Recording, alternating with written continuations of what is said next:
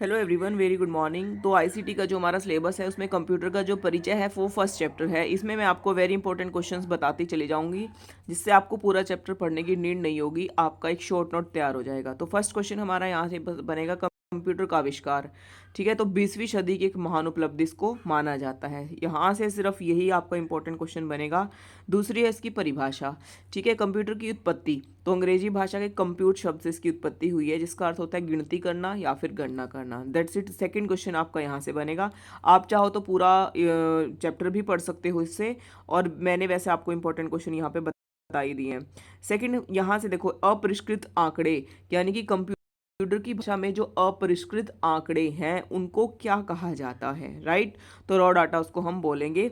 ये भी आपका इंपॉर्टेंट क्वेश्चन यहाँ से बन सकता है। यहाँ से फिर होगा आपका कंप्यूटर के प्रकार। तो देखिए, कंप्यूटर के प्रकार को लेके कुछ अलग सा क्वेश्चन आपको यहाँ देखने को मिलेगा।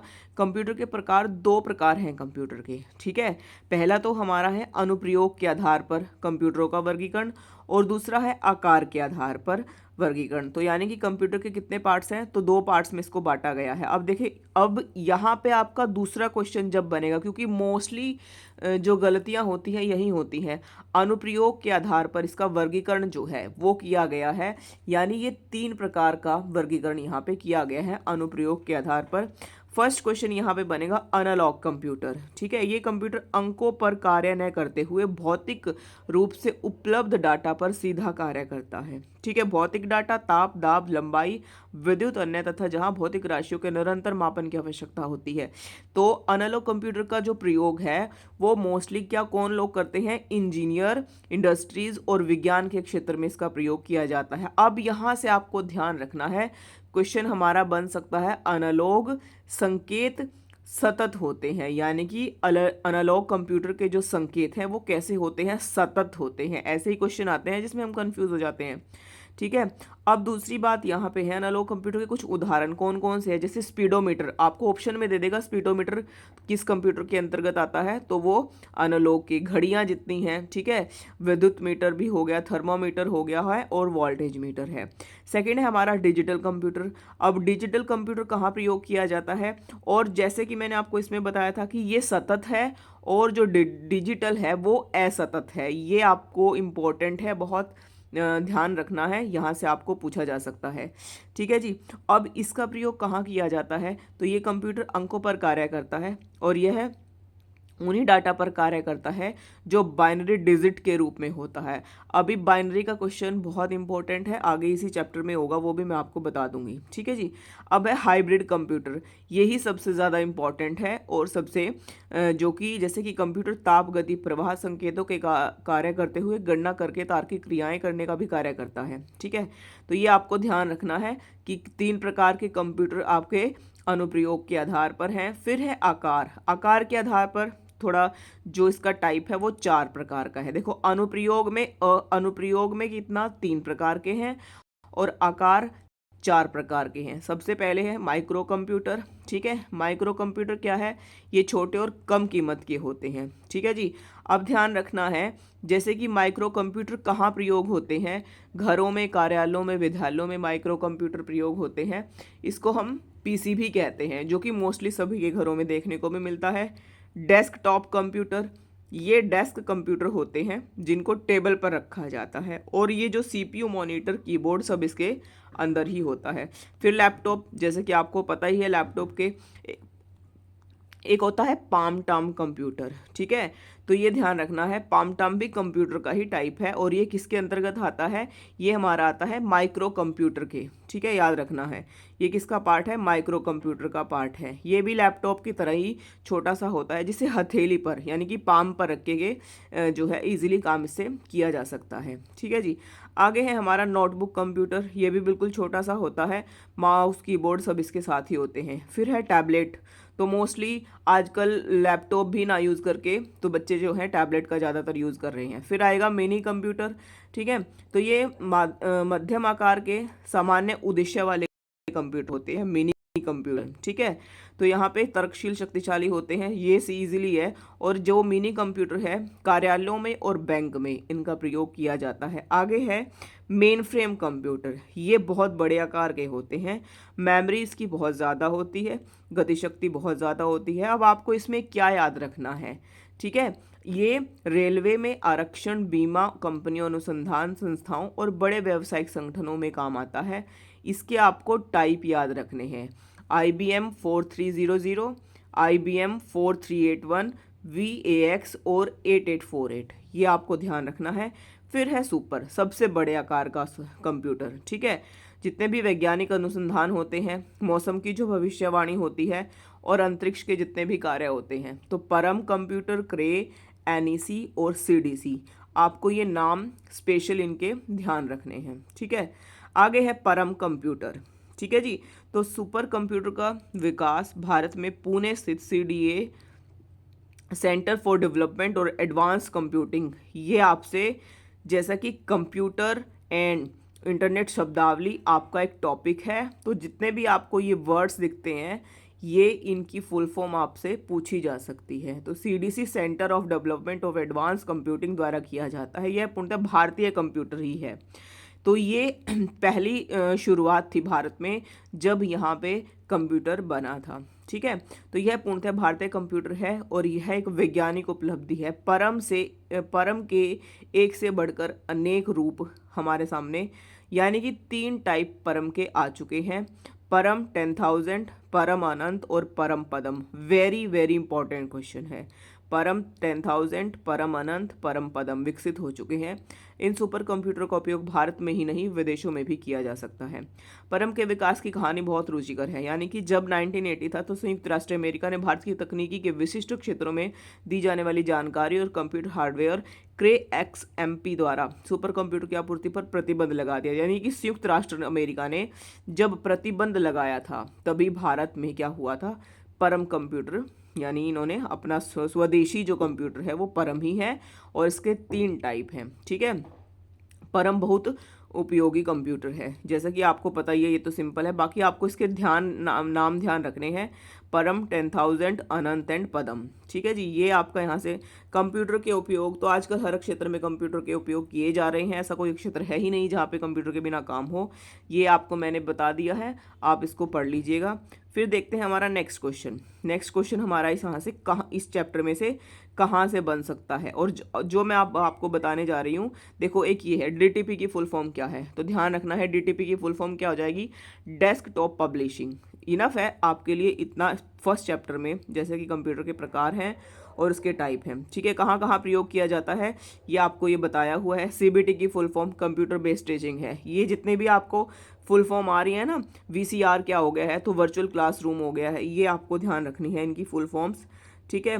तो जैसे अच्छा ये नहीं है, ठीक है जी। आगे है हमारा कंप्यूटर की विशेषताएं दी हुई हैं, आप इसकी विशेषताएं पढ़ सकते हैं कि स्पीड अच्छी है, इसकी शुद्धता रहती है, सक्षमता है, स्मरण शक्ति इसकी अच्छी होती है, व्यापक उपयोगिता है, स्वचालन है, संग्रह क्षमता है। अब आपको ये कैसे याद रखना है, ये इसके पॉइंट्स आपको 1 2 3 4 5 6 7 याद रखने पड़ेंगे। आपको 4 ऑप्शन दिए जाएंगे, एक इसमें से अलग दिया जाएगा, तो ये स्पेशली आपको इसमें से ध्यान रखना है कि कंप्यूटर की जो क्या है, कंप्यूटर की विशेषताएं कौन कौन सी होती हैं। कंप्यूटर की सीमाएं, ठीक है, ये आप पढ़ लेना। कंप्यूटर की पीढ़ियां, तो वेरी इंपॉर्टेंट क्वेश्चन है ये। कंप्यूटर की पीढ़ियां लगभग 70 वर्ष पूर्व कंप्यूटर के वाणिज्य क्षेत्र में प्रयोग कर चुके थे। तो प्रथम पीढ़ी के कंप्यूटर 1942 से 55, टाइम पीरियड वेरी इंपॉर्टेंट है, तो आप ध्यान रखेंगे। इस पीढ़ी में कंप्यूटर को वैक्यूम ट्यूब का उपयोग किया जाता था, तो ये आपको ध्यान रखना है कि जो प्रथम पीढ़ी के कंप्यूटर थे उसमें किस तरह का प्रयोग किया जाता था, तो वैक्यूम ट्यूब का प्रयोग किया जाता था। ये बड़ी आकृति के होते थे, कंप्यूटर का आकार, इनकी कार्य करने की क्षमता धीमी होती थी। इनपुट आउटपुट के लिए 5 कार्डों का प्रयोग किया जाता था। यानी कि जब इस टाइप के कंप्यूटर का प्रयोग होता था तो जो चिप होती है वो यहाँ पर उस समय नहीं थी, ठीक है। तो ये कौन कौन से थे, ENIAC कंप्यूटर और एडवेक। तो ये 2 प्रकार के कंप्यूटर जो है प्रथम पीढ़ी के माने जाते हैं। 1942 टू 55 इसका टाइम पीरियड है। द्वितीय पीढ़ी के कंप्यूटर 1955 से 1964, ठीक है। अब ये इसका आविष्कार 1947 में बेल बेल लेबोरेटरीज के द्वारा इसका जो है प्रयोग किया जाता था। सॉलिड स्टेट डिवाइस को बोलते हैं। वैक्यूम ट्यूब का प्रयोग, अब ये देखना है आपको कि जो पहला कंप्यूटर था उसमें वैक्यूम ट्यूब का प्रयोग किया जाता था, पर जो दूसरा कंप्यूटर यानी द्वितीय पीढ़ी का कंप्यूटर आ चुका है उसमें वैक्यूम ट्यूब का प्रयोग ना करके ट्रांजिस्टर का प्रयोग यहाँ पे किया जाता था। ठीक है, अब इस ट्रांजिस्टर का क्या प्रयोग था, देखो यह समय स्मृति मेमोरी की तकनीकी में सुधार के लिए प्रयोग किया जाता था। 1960 के दशक में इसका प्रयोग होता था। ठीक है, यानी उसमें वैक्यूम ट्यूब थी, यहाँ पे ट्रांजिस्टर आ गया था। ट्रांजिस्टर के उपयोग में कंप्यूटर का आकार बहुत छोटा सा हो गया था, साथ ही इसका अधिक तापमान की समस्या बहुत हद तक कम हो गई थी। अब ये कितने प्रकार के हैं, देखो कंप्यूटर की लागत मूल्य में कमी आई है, जैसे IBM 70 सीरीज़, IBM 1600 सीरीज़ और CDC 3600 आदि इस पीढ़ी के कंप्यूटर हैं। ये आपका इंपॉर्टेंट क्वेश्चन यहाँ से बन सकता है। क्या IBM 70 की सीरीज़ किस पीढ़ी के अंतर्गत आती है, तो द्वितीय पीढ़ी की। IBM 1600 सीरीज़ द्वितीय पीढ़ी के, CDC 3600 द्वितीय पीढ़ी के। तो तृतीय कंप्यूटर 1964 से 1975। अब क्या हुआ था, जो चिप मैंने जैसे कि आपको बताया है, इस चिप को क्या कहते हैं, ये भी आपका इंपॉर्टेंट क्वेश्चन बन सकता है। ठीक है, तो यहाँ पे एकीकृत परिपथ से लिया गया, इसको IC कहा जाता है, यानी जो हमारी चिप है।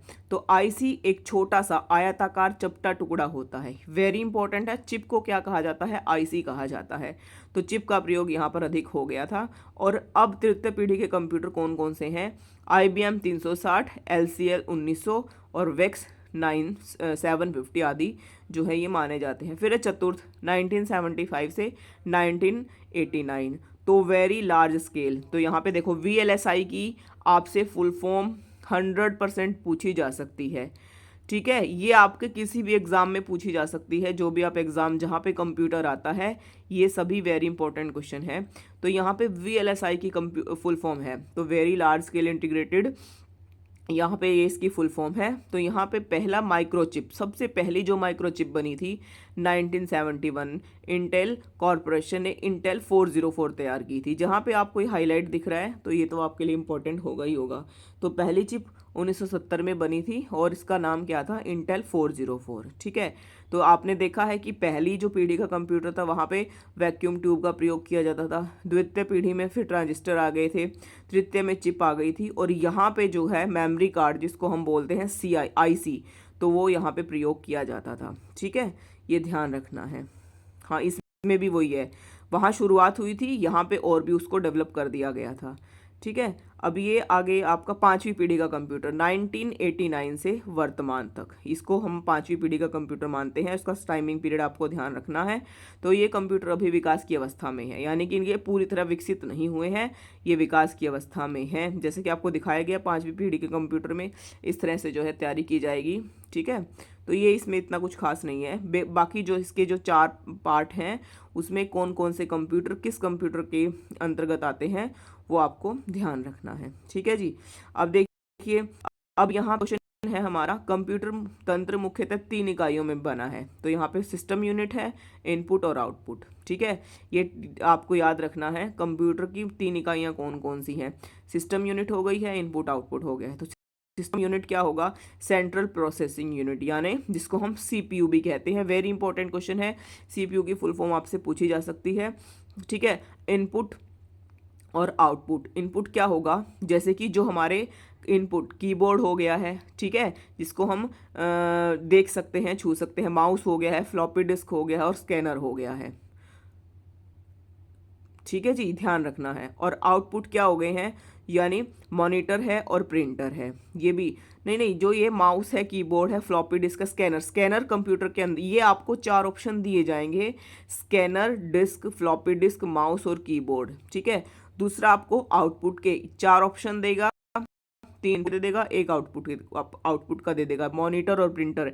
देखो मोस्टली बच्चे स्कैनर में और प्रिंटर में कंफ्यूज होते हैं। ठीक है, अब आपको ध्यान क्या रखना है, स्कैनर में न है ना, तो ये इनपुट हो जाएगा, और प्रिंटर में क्या है, प्रिंटर में जो है यानी प्रिंटर में भी है ना, तो पर ये ध्यान रखना है कि प्रिंटर में ये आधा न है तो ये यानी आउटपुट डिवाइस हो जाएगा। स्कैनर में पूरा न है तो ये इनपुट। ये थोड़ा सा आपको ट्रिक से याद करना पड़ेगा, क्योंकि मोस्टली बच्चे बच्चों की मिस्टेक यहीं पे ही होती है। और ये पूछा भी जाता है कि स्कैनर और जो है प्रिंटर ये क्या है, तो स्कैनर ध्यान रखना है आपको इनपुट में आ जाएगा और जो है प्रिंटर जो है वो आउटपुट में आ जाएगा। ठीक है, ये ध्यान रखिएगा।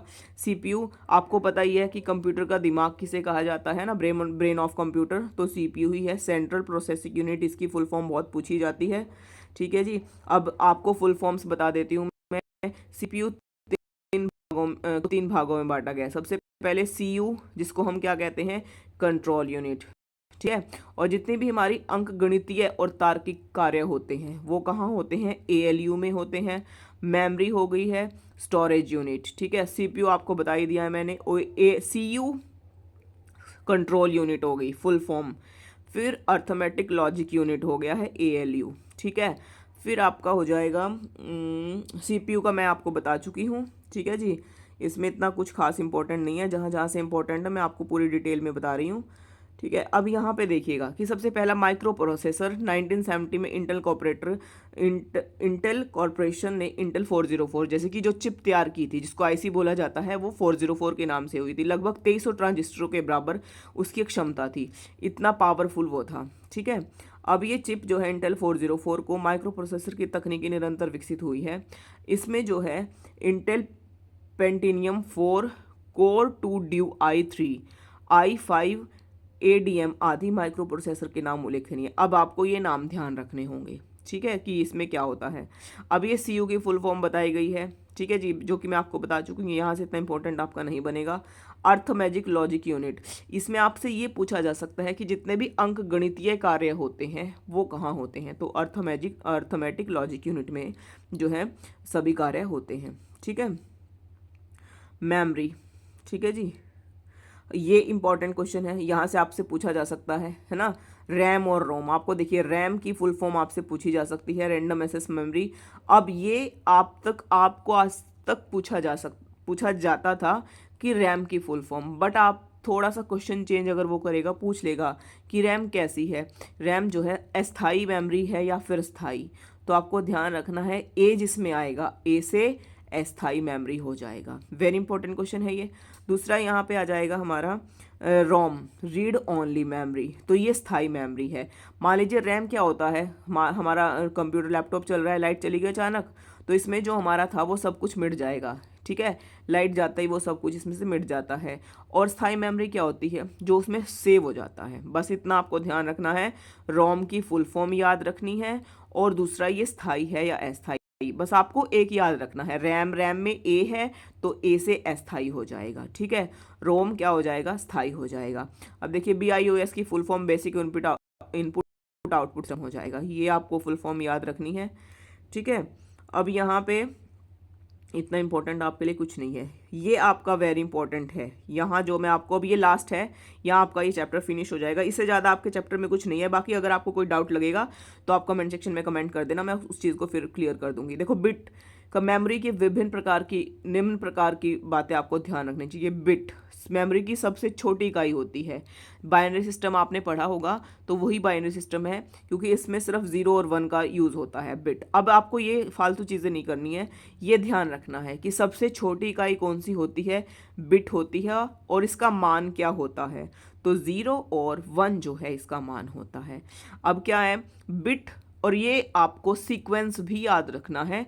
सबसे पहले बिट आता है, फिर निबल, फिर बाइट, फिर किलोबाइट, फिर मेगा, फिर गीगा, और फिर टेराबाइट। 7 इसके टाइप हैं। तो बिट सबसे छोटी इकाई है, बिट का मान क्या होता है, 0 और 1 होता है। फिर आती है निबल, अब देखो 4 बिट से मिलके निबल बनता है। ठीक है, फिर बाइट, 8 बिट से मिलके बाइट बनता है। 1024 बाइट से मिलके किलोबाइट बनता है। 1024 किलोबाइट से एक मेगाबाइट बनता है। 1024 मेगाबाइट से गीगाबाइट बनता है। टेराबाइट से क्या गीगाबाइट, 1024 गीगाबाइट से टेराबाइट बनता है। देखो ये आपको मैं ट्रिक बताती हूँ इसको सीक्वेंस से याद रखने की। ठीक है, सबसे पहले आपको बिट याद रखना है। ठीक है जी, बिट मतलब बिटिया। बिटिया क्या है, बिटिया निब्बल से, यानी कि निब्बल से, निप्पल पर उसने क्या कर दिया, बाइट कर दिया, यानी काट दिया, तो बिटिया ने निब्बल को काट दिया। ठीक है, अब वो कह रही है कि नहीं मैं तो किलो मैगी खाऊंगी, 1 किलो मैगी मेरे लिए लाओ, मैं तो मैगी खाऊंगी। ठीक है, और घी डाल के और टमाटर डाल के। ठीक है, तो देखो ये आपका इजीली हो जाएगा, बिट बिटिया ने निप्पल को काट दिया, बाइट कर दिया यानी उस पर, ठीक है, काट अपना बाइट याद रहना क्योंकि बाइट लगा दी उसने निप्पल पे। फिर वो कह रही है, बिटिया क्या कह रही है कि मैंने निप्पल काट दिया, अब तो मैं 1 किलो मैगी खाऊंगी घी डाल के और टमाटर डाल के। ये आपको ध्यान रखना है, राइट। तो सबसे छोटी बाइट बिट हो जाएगी, बिट का मान 0 और 1 है। निबल 4 बिट से मिलके एक निबल बनता है और फिर 8 बिट से मिलके बाइट बनती है। फिर बाकी इनमें सब में आपका 1024 ही होगा। बस इसका आपको सीक्वेंस याद रखना है, किलो मैगी घी डाल के और टमाटर डाल के, ठीक है। इससे ज़्यादा आपके फर्स्ट चैप्टर में कुछ भी इंपॉर्टेंट नहीं है, जो जो इंपॉर्टेंट है मैंने आपको सब कुछ बता दिया। आई होप आपको वीडियो अच्छी लगेगी, और अगर कोई भी डाउट हो कमेंट सेक्शन में कमेंट आप कर देना, मैं आपको उसका सॉल्यूशन ज़रूर दूंगी। लाइक शेयर एंड चैनल को सब्सक्राइब जरूर कीजिएगा। कल मिलते हैं पार्ट 2 कंप्यूटर के साथ। मैं आपको इसी तरह से शॉर्ट वीडियो में आपको पूरा चैप्टर समझा दूंगी। इससे ज़्यादा आपको कुछ भी करने की ज़रूरत नहीं है। इजीली आपको का और जो सिलेबस है, टॉपिक्स हैं, वो इसमें से आपको इजीली मिल जाएंगे। धन्यवाद।